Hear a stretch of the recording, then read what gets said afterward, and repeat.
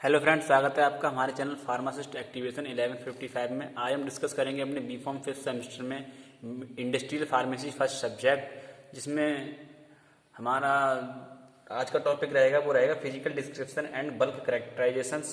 इसके बारे में हम थोड़ा डिटेल में देखेंगे। इसके अंदर जो भी पॉइंट आते हैं उन पॉइंट्स के बारे में थोड़ा डिटेल में देखेंगे। तो इससे पहले हमने डिस्कस किया था pre formulation studies, objectives and उसका क्लासिफिकेशंस।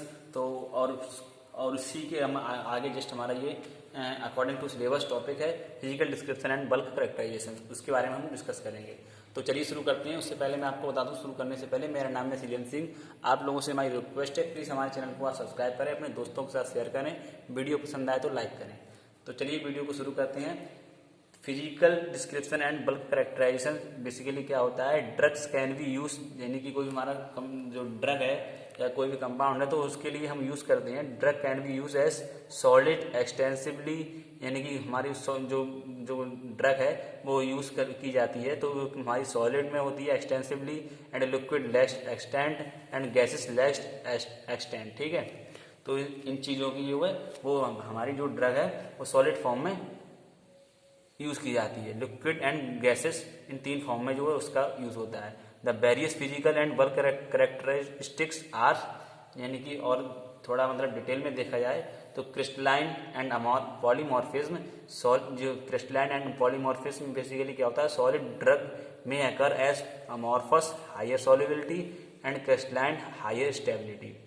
एंड जो है हमारा अमॉर्फस होता है, अमॉर्फस और crystalline characters of drug have great importance, ease of formulation and handling, chemical stability and next इसकी biological activity। यानी कि जो हमारा अमॉर्फस और क्रिस्टलाइन, जो हमारा क्रिस्टलाइन का करेक्टर्स होता है वो ड्रग में वो कुछ वो ज़्यादा हाई इंपॉर्टेंस होता है ease of formulation and handling के लिए, एंड उसकी केमिकल स्टेबिलिटी के लिए एंड बायोलॉजिकल एक्टिविटी के लिए। तो इसमें हमारा जैसे कि अमॉर्फस को हम सबसे पहले हम अमॉर्फस ड्रग देखें वो हमारी किस तरह से होती है। तो अमॉर्फस जो हमारा ड्रग है, ये ड्रग है रैंडमली, उसका जो है रैंडमली अरेंजमेंट होता है एटम से और मॉलिक्यूल से। एंड अमॉर्फस जो हमारा होता है वो फॉर्म होता है प्रिपेयर बाय प्रेसिपिटेशन रैपिड, जल्दी फॉर्म होता है, and lyophilization and rapid cooling method से उसका जो है फॉर्मेशन होता है। नेक्स्ट हम बात करें इसके मतलब कि क्रिस्टलाइन ड्रग्स के। तो क्रिस्टलाइन ड्रग्स बेसिकली क्या होते हैं, crystalline are characterized by repetitious spacing of constituent होते हैं एटम्स जो कि और मॉलिक्यूल इन 3 डायमेंशनल अरेस में जो ये जो है अपना एक्शन जो है वर्क करते हैं। जैसे कि crystalline form of drug is use because greater stability, यानी कि जो क्रिस्टलाइन फॉर्म की जो ड्रग होती है वो यूज की जाती हैं ग्रेटर स्टेबिलिटी के लिए, क्योंकि उनके जो है जो फॉर्मेशन होता है या उनका जो इफेक्ट होता है वो थोड़ा हाई होता है। फॉर एग्जाम्पल जैसे कि क्रिस्टलाइन पेनिसिलिन जो हमारी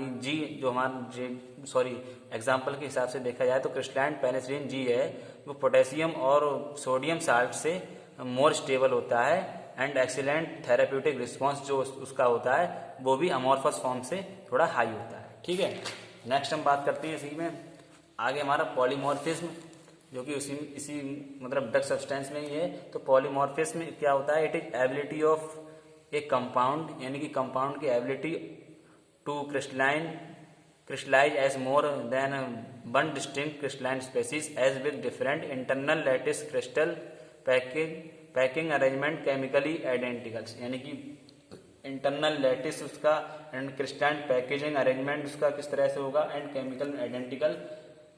केमिकली आइडेंटिकल होगा वो इसका पॉलीमॉर्फिज्म में आएगा। It is depending on the variation of temperature, ये जो है डिपेंड करता है वेरिएशन टेम्परेचर में, जैसे कि solvent time and chemical stability and solubility change उसका due to polymorphism. It can have impact on bioavailability and development program. ठीक है, एंड इसकी मतलब देखते हैं हाइग्रोस्कोपिसिटी।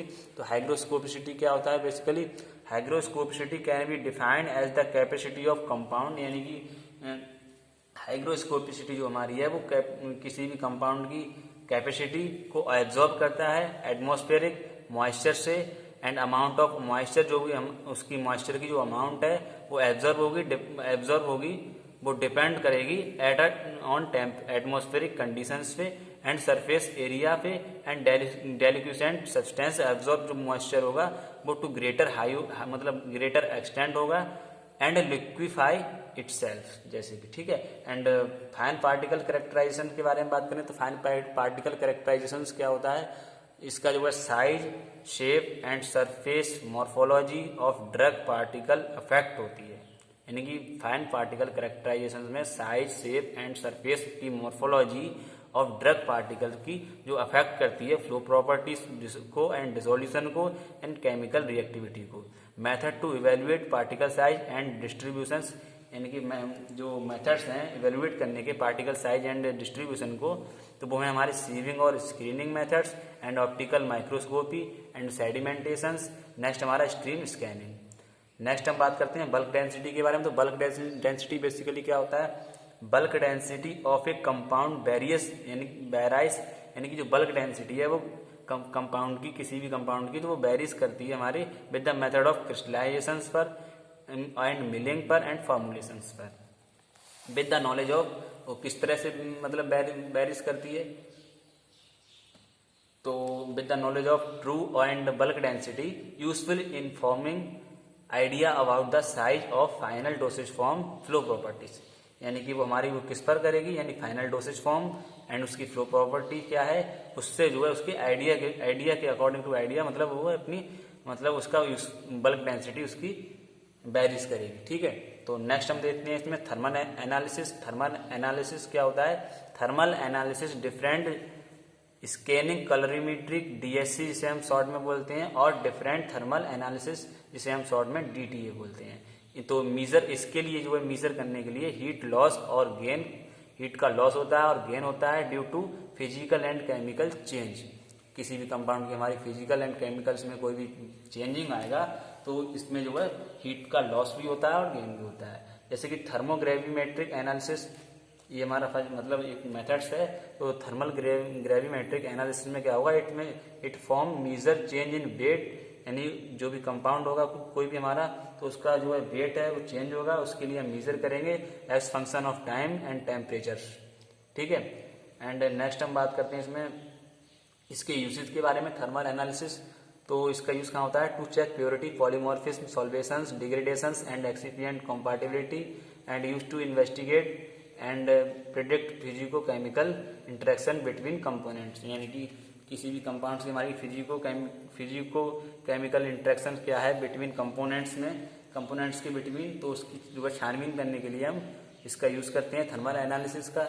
नेक्स्ट हम कहाँ यूज करते हैं, use for selection of chemically compatible excipient में हम इसका यूज करते हैं। अब हम देखते हैं powder flow properties. Powder flow properties basically क्या होता है, flow properties are affected by as particle size, यानी कि जो हमारी फ्लो प्रॉपर्टीज होती है किसकी, पाउडर की, तो वो अफेक्ट होती है पार्टिकल साइज से एंड डेंसिटी से, शेप से, एब्जॉर्ब मॉइस्चर से, ठीक है।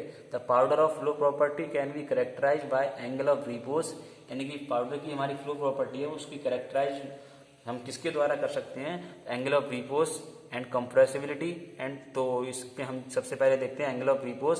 तो एंगल ऑफ रिपोज क्या होता है, it is angle between surface of piles, यानी कि पाइल्स के बीच में जो सरफेस बिटवीन सरफेस के पाइल्स के जो सरफेस ऑफ पाइल्स के बीच में जो एंगल होगा ऑफ पाउडर का और एंड हॉरिजेंटल प्लेन का, तो वो उसके लिए हम आइडेंटिफाई कैसे करेंगे, जैसे कि हमारा जो हाइट उसकी एंड उसका रेडियस, ये उसकी मतलब बेसिस पे हम उसके लिए आइडेंटिफाई करेंगे। तो इसका फॉर्मूला हमारा tan theta equal to H upon R है। तो एंगल ऑफ रिपोज यदि हमारा किसी भी कंपाउंड का 20 होगा तो वो हमारा पाउडर का जो फ्लो होगा वो एक्सीलेंट होगा, एंड 20 to 30 होगा तो गुड फ्लो होगा। यदि वो 30 to 39 होगा तो हमारा जो पाउडर है उसका फ्लो पैसिबल होगा, मतलब पॉसिबल, एंड हमारा 40 होगा यदि पाउडर का फ्लो एंगल ऑफ रिपोज, तो वो हमारा पाउडर का फ्लो है वो पुअर फ्लो होगा। नेक्स्ट हम देखते हैं इसमें कंप्रेसिबिलिटी। तो बेसिकली कंप्रेसिबिलिटी क्या होती है, it can be characterise by following methods, यानी कि कंप्रेसिबिलिटी हम जो है इस मेथड से कैरेक्टराइज कर सकते हैं। तो वो हमारा मेथड है कार्स कंप्रेसिबिलिटी इंडेक्स। तो कार्स कंप्रेसिबिलिटी का इंडेक्स का जो बेसिकली फार्मूला है वो percentage equal to tap density of bulk density into 100 and upon tap density. ठीक है, इस फॉर्मूले से हम उसके लिए डिटरमाइन कर सकते हैं। तो कार्स इंडेक्स यदि हमारा 5 to 15 होगा तो टाइप ऑफ फ्लो यानी कि वो हमारा फ्लो होगा वो एक्सीलेंट होगा।